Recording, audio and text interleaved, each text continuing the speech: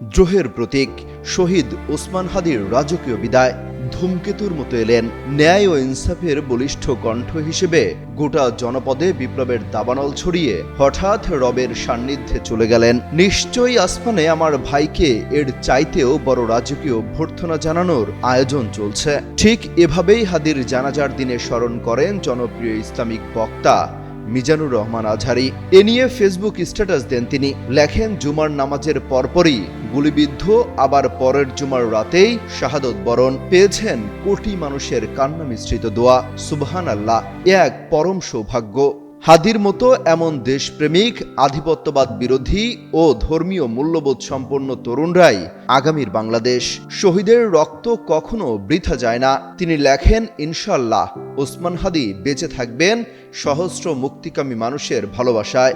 অনুপ্রেরণা জাগাবেন প্রজন্ম হতে প্রজন্ম। সাহসের বাতিঘর হয়ে থাকবেন অগণন মানুষের হৃদয়ে।